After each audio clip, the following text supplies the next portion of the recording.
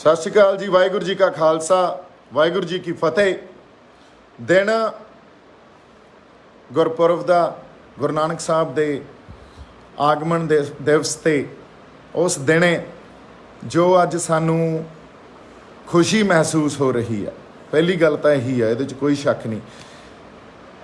सतगुर नानक प्रगटिया, मिटी धुंध जग चानण होया। लिटरली उही जमा प्रतख हो गई गल। ये जदों आपां कह रहे सी साडा संघर्ष अकाल पुरख वाहिगुरू की अगवाही च चल रहा, गुरु नानक साहब 10वें पातशाह आप अगवाही दे रहे हैं इस संघर्ष नूं, ये गल प्रतख हो गई। कला किवें वापरदी आ ये भी प्रतख हो गई। देखो तुसीं जिस आपां संघर्ष करना शुरू किया, उसे निशान साहब दे जशन मनाउण वाले दिन 3 खेती कानून रद्द हुंदे आ। हुण गल जिहड़ी साडे लई समझण वाली आ वो ये आ भी बहुत बंदे ये गल कह रहे सी भी ये इकल्ले सिखां दी लड़ाई नहीं आ, पर आपां इवेंट्स नूं समझीए। पहला इन्हां दा एक वड्डा लीडर मेघालय दा गवर्नर एक इंटरव्यू या एक आपदे भाषण दौरान ये गल करदा भी जो 26 जनवरी ते होया कुछ भी गलत नहीं सी। 26 जनवरी ते उस गुरु साहब दे पुत्तां नूं जिन्हें आपदा शीश दिता उत्थे, जिन्हें आपदा सिर दिता उत्थे, उन्हां नूं निशान साहब चढ़ाउण दा पूरा हक है। जे वो नहीं चढ़ाउणगे तां कौन चढ़ाउणगे? उस गल नूं प्रचारिया जांदा बहुत वड्डे लैवल ते, सब किते वायरल कीती जांदी है गल। उदों बाद अगली गल ये आउंदी आ भी करतारपुर साहब दा लांघा खोल दिता जांदा। करतारपुर साहब दा लांघा खुलदा ते नाल गुरपुरब वाले दिन गुरपुरब दियां वधाइयां दे के 3 खेती कानून रद्द कर दिते जाते आ। सो जिहड़ी गल वापर रही आ उस तो साडी समझ च एक गल तो आ गई भी किस तरह ये एज अ कम्यूनिटी है ना, गुरु साहब की अगवाही च, गुरु साहब के सिद्धांतां ते आपां खड़ के एक लड़ाई लड़ी आ। हर साडा किसान उत्थे जिहड़ा बैठा बार्डरां ते, हर संघर्षी बंदा, हर किसी की जित आ। पर ये जित ने एक काम होर सानू समझाउणा आ, एक इहदे पिछे चल रही जिहड़ी पॉलिटिक्स आ उहनूं समझना भी बड़ा जरूरी आ भी ये किस कम्यूनिटी नूं खुश करन दी कोशिश की जा रही आ। ये गल साडे लई समझनी बहुत जरूरी आ भी सरकार, मोदी गवर्नमेंट या स्टेट किस कम्यूनिटी नूं खुश करन दी कोशिश कर रही आ। इस करके अवेसले ना होयो। सानू हजे अवेसले होण दी कोई लोड़ नहीं। हजे ऐलानिया तौर ते उन्होंने आके जो अज गल्लां कीतियां सिर्फ वो साडे सामने आईयां। इदू बाद की होना, इदू बाद दी की जिहड़ी घटनावां दी अहमियत होऊगी, वो की होऊगी, ये देखना साडे लई बहुत जरूरी आ। क्योंकि इत्थे 3 4 5 गल्लां साडे लई वाचनियां बहुत जरूरी आ। पहली गल, बीजेपी गौरमेंट बिना किसी डिस्कशन तो या जिहड़े लोग इन्हां खेती बिल्लां तो प्रभावित हुंदे आ उन्हां दे नाल कोई डिस्कशन करन या पार्लीमेंट च कोई डिस्कशन होई होवे, ये बिना किसी डिस्कशन तो खेती बिल ते कानून लागू कर दिंदे आ। फिर बिना किसी डिस्कशन तो खेती कानून रद्द कर दिंदे आ, रिपील कर दिंदे आ। सो इस गल नूं समझना भी जदों ये लागू कर रहे सी उदों इन्हां ने की सोचिया ते अज जे रिपील कीते अज की सोच रहे आ, साडे लई बहुत जरूरी आ। पहली गल। दूजी गल, जेड़ा भी कोई इस मोदी गवर्नमेंट नूं क्वेश्चन करदा उहनूं या तां खालिस्तानी या जिहादी या माओइस्ट कह के उहनूं ब्रांड कर देना। इन्हां नूं कोई क्वेश्चन कर लो तुसीं एंटी नैशनल हो। एंटी नैशनल सानूं 26 जनवरी वाले दिन भी दिखाया गया। तुसीं ये वेखो 26 जनवरी वाले दिन सानूं खालिस्तानी दस्सिया गया कि असीं उत्थे खालिस्तान दा झंडा लहराउण आए ते तिरंगे दा असीं निरादर कीता, तिरंगा ला के सिੱਟਿਆ। मीडिया दीयां रिपोर्ट्स चैक करो। ਇਹਦਾ मतलब अज तुसीं खालिस्तानियां दीयां मंगां नूं ठीक मन लिया। 26 जनवरी नूं उही इंबैडेड जिहड़ा एक मीडिया, गोदी मीडिया ਉਹ ਇਹਨੂੰ ਹਿੰਸਾ ਦਿਖਾ ਰਿਹਾ ਸੀ ਵੀ ਜੇ ਹਿੰਸਾ ਜਿਹੜੀ ਹੁੰਦੀ ਆ ਉਹ ਤਾਂ ਪ੍ਰੀ ਪਲਾਨਡ ਗੱਲ ਹੁੰਦੀ ਆ। ਉੱਥੇ ਤਾਂ ਲੋਕ ਹਥਿਆਰ ਲੈ ਕੇ ਆਉਂਦੇ ਆ, ਪੈਟਰੋਲ ਲੈ ਕੇ ਆਉਂਦੇ ਆ, ਕੋਈ ਇਨਫਲੇਮੇਬਲ ਕੋਈ ਚੀਜ਼ਾਂ ਲੈ ਕੇ ਆਉਂਦੇ ਆ ਜਿਹਦੇ ਨਾਲ ਅੱਗਾਂ ਲਾਈਆਂ ਜਾ ਸਕਣ, ਲੁੱਟ ਖਸੋ ਹੋ ਸਕੇ। ਨਾ ਕੋਈ ਲੁੱਟ ਖਸੋ ਹੋਈ, ਨਾ ਕਿਸੇ ਤਰ੍ਹਾਂ ਦੀ ਹਿੰਸਾ ਹੋਈ, ਪਰ ਕਿਸ ਤਰ੍ਹਾਂ ਪ੍ਰੋਜੈਕਟ ਕੀਤਾ ਗਿਆ। ਪਰ ਸਾਡੇ ਲਈ 26 ਜਨਵਰੀ ਨੂੰ ਇੰਨਾ ਕਿ ਦਿਖਾਉਣਾ ਵੀ ਇਹ ਕਮਿਊਨਿਟੀ ਜਾਂ ਇਹ ਕਿਹੜੇ ਲੋਕ ਆ ਜਿਹੜੇ ਨਿਸ਼ਾਨ ਸਾਹਿਬ ਦੀ ਅਗਵਾਈ 'ਚ ਤੇ ਕਿਸਾਨੀ ਝੰਡੇ ਨੂੰ ਨਾਲ ਰੱਖ ਕੇ, ਨਿਸ਼ਾਨ ਸਾਹਿਬ ਦੀ ਅਗਵਾਈ 'ਚ ਕਿਸਾਨੀ ਝੰਡੇ ਨੂੰ ਨਾਲ ਰੱਖ ਕੇ ਇੱਕ ਜਿਹੜੀ ਇੱਕ ਸਿੰਬੋਲਿਕ ਅਸੀਂ ਆਪਦੀ ਤਾਕਤ ਜ਼ਾਹਰ ਕੀਤੀ, ਸਟੇਟ ਨੂੰ ਇਹ ਦੱਸਿਆ ਵੀ ਸਾਡੀ ਐਬਿਲਿਟੀ ਕੀ ਆ, ਅਸੀਂ ਕਰ ਕੀ ਸਕਦੇ ਆ।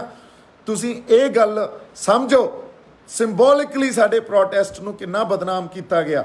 ਅੱਜ ਉਸੇ ਪ੍ਰੋਟੈਸਟ ਦੀ ਵਿਕਟਰੀ ਆ ਜਿਹੜਾ ਲਾਲ ਕਿਲੇ ਤੇ ਨਿਸ਼ਾਨ ਸਾਹਿਬ ਝੂਲਿਆ ਸੀ, ਜਿਹਨੇ ਇਸ ਸੰਘਰਸ਼ ਨੂੰ ਕੱਲੇ ਦੇਸ਼ 'ਚ ਨਹੀਂ ਇੰਟਰਨੈਸ਼ਨਲੀ ਐਕਨੋਲੇਜ ਕੀਤਾ ਸੀ ਵੀ ਇਹ ਲੋਕ ਆਪਦੇ ਹੱਕ ਲੈਣ ਖਾਤਰ ਸੜਕਾਂ ਤੇ ਆ, ਤੰਬੂਆਂ 'ਚ ਬੈਠੇ ਆ। ਸਰਦੀ, ਗਰਮੀ, ਹੜ੍ਹ, ਹਨੇਰੀ ਸਭ ਕੁਝ ਹੰਢਾਈ ਜਾਂਦੇ ਆ।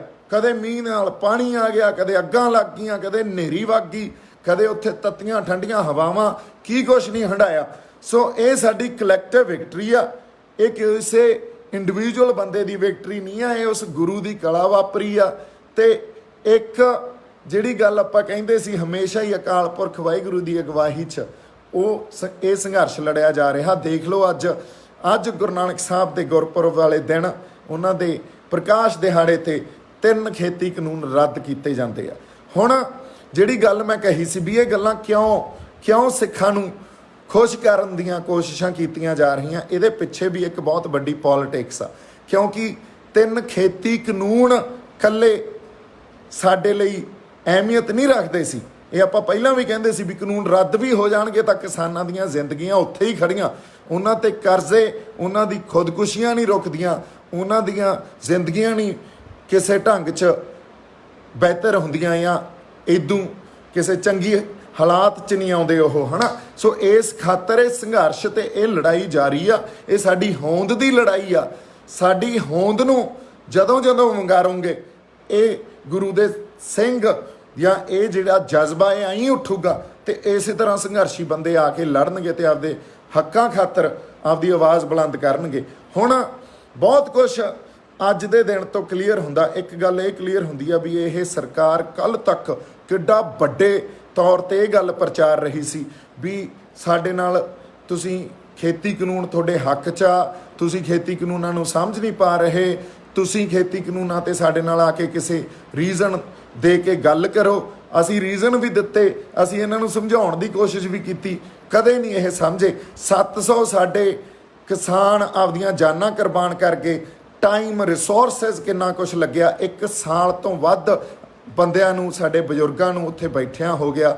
ਪਰ ਅੱਜ ਆ ਕੇ ਚੋਣਾਂ ਦੇ ਕੋਲੇ ਆ ਕੇ ਸਿੱਖਾਂ ਨੂੰ ਖੁਸ਼ ਕਰਨ ਦੀ ਜਿਹੜੀ ਅੱਜ ਇੱਕ ਇਹਨਾਂ ਨੇ ਐਲਾਨ ਕੀਤਾ ਵੀ ਇਸ ਕਮਿਊਨਿਟੀ ਨੂੰ ਖੁਸ਼ ਕਰੋ। ਪਹਿਲਾਂ ਤਾਂ ਇਸ ਕਮਿਊਨਿਟੀ ਨੂੰ ਜੇ ਸੰਘਰਸ਼ ਕਰਦੇ ਆ ਤਾਂ ਉਹ ਸੰਘਰਸ਼ ਤੋਂ ਆਈਸੋਲੇਟ ਕਰੋ ਤੇ ਇਹਨਾਂ ਦੀਆਂ ਆਪਸ 'ਚ ਤਰੇੜਾਂ ਤੇ ਦਰਾਰਾਂ ਪਵਾ ਦਿਓ ਤਾਂ ਕਿ ਪਹਿਲਾਂ ਤਾਂ ਇਕੱਠੇ ਨਾ ਹੋ ਸਕਣ, ਜਥੇਬੰਦਕ ਨਾ ਹੋ ਸਕਣ ਤੇ ਸੰਘਰਸ਼ ਦਾ ਪਾਰਟ ਵੀ ਨਾ ਬਣ ਸਕਣ।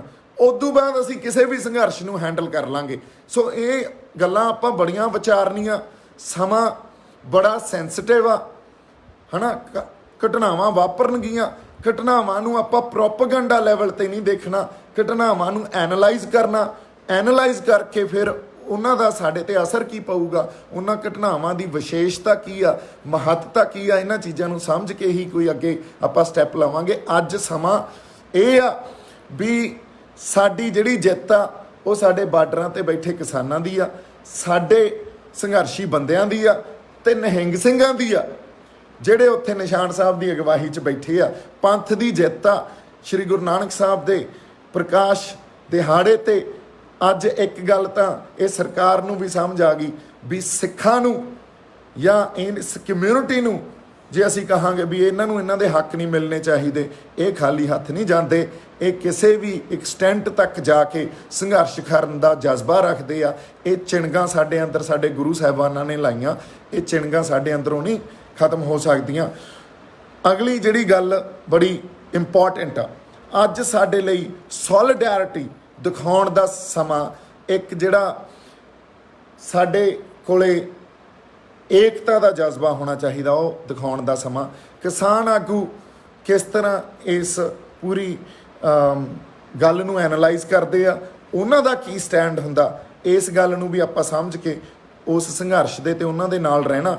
ਕਿਉਂਕਿ ਗੱਲ ਇਹ ਆ ਵੀ ਇਹ ਕਲੈਕਟਿਵ ਇੱਕ ਵਿਕਟਰੀ ਆ, ਕਲੈਕਟਿਵ ਡਿਸੀਜਨ ਹੀ ਹੁਣ ਅੱਗੇ ਲਿਆ ਜਾਊਗਾ। ਗਵਰਨਮੈਂਟ ਨੇ ਜੋ ਕਹਿਣਾ ਸੀ ਉਹ ਤਾਂ ਕਹਿਤਾ। ਦੇਖੋ 26 ਤੱਕ ਇਹਨਾਂ ਨੇ ਮੀਟਿੰਗਾਂ ਕੀਤੀਆਂ, 26 ਤੋਂ ਬਾਅਦ ਕੋਈ ਮੀਟਿੰਗ ਨਹੀਂ। ਆ ਕੇ ਸਿੱਧਾ ਯੂਨੀਲੈਟਰਲੀ ਇਹ ਸਾਡਾ ਫੈਸਲਾ ਵੀ ਅਸੀਂ ਕਾਨੂੰਨ ਰੱਦ ਕਰਦੇ ਹਾਂ, ਸਿੱਧਾ ਯੂਨੀਲੈਟਰਲੀ ਇਹ ਆ ਕੇ ਸਾਨੂੰ ਗੱਲ ਕਹੀ ਗਈ। ਸੋ ਇਹ ਕੋਈ ਆਮ ਗੱਲ ਨਹੀਂ ਆ, ਇਹਦੇ ਪਿੱਛੇ ਕੀ ਕੁਝ ਵਾਪਰ ਰਿਹਾ, ਜੀਓਪੋਲੀਟੀਕਲ ਜਿਹੜਾ ਸਿਨੈਰੀਓ ਆ, ਉਹ ਰੀਜ਼ਨਸ ਕੀ ਆ, ਹੈ ਨਾ। ਇੱਕ ਪਾਸੇ ਚਾਈਨਾ, US, ਰਸ਼ੀਆ, ਇਹ ਜਿਹੜੇ ਪਾਵਰ ਸੈਂਟਰ ਬਣ ਰਹੇ ਆ, ਉਹ ਕੀ ਬਣ ਰਹੇ ਆ, ਉੱਥੇ ਆਰਮਡ ਫੋਰਸਿਸ 'ਚ ਸਿੱਖਾਂ ਦੀ ਕੀ ਭੂਮਿਕਾ ਸਾਡੀ, ਇਹ ਬੜੇ ਰੀਜ਼ਨਸ ਆ ਇਹਦੇ ਪਿੱਛੇ। ਸਾਨੂੰ ਕਿਸ ਤਰ੍ਹਾਂ ਸਟੇਟ ਹੁਣ ਹੈਂਡਲ ਕਰਨਾ ਚਾਹੁੰਦੀ ਆ, ਜਾਂ ਪੰਜਾਬ ਨੂੰ ਕਿਸ ਤਰ੍ਹਾਂ ਹੈਂਡਲ ਕਰਨਾ ਚਾਹੁੰਦੀ ਆ, ਜੀਓਪੋਲੀਟੀਕਲ ਜਿਹੜਾ ਇੱਕ ਆਪਾਂ ਕਹਿੰਦੇ ਆ, ਉਹ ਰੀਜ਼ਨਸ ਕੀ ਆ। ਇਹ ਰੀਜ਼ਨਸ ਨੂੰ ਵੀ ਵਾਚਣਾ ਪਊਗਾ, ਇਹਨਾਂ ਨੂੰ ਵੀ ਆਪਾਂ ਨੂੰ ਐਨਾਲਾਈਜ਼ ਕਰਨਾ ਪਊ, ਅਧਿਐਨ ਕਰਨਾ ਪਊ।